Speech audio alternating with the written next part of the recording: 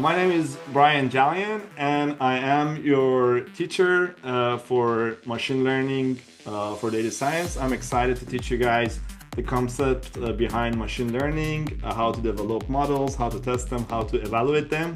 I would love to introduce the team of research assistants that are helping me in this course. Johnny.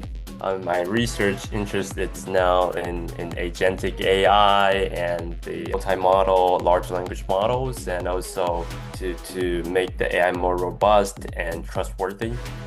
Hi, my name is Jake. I am a research assistant in the Chilean lab. My interests are in model compression and information theory.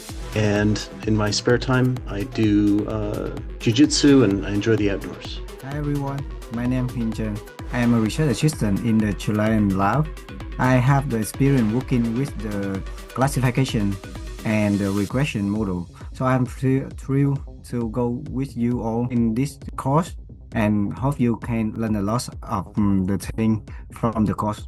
Hi everybody, my name is David Mell. I am one of the research assistants here as well. My interests in research are AI compression for edge deployment, as well as financial AI.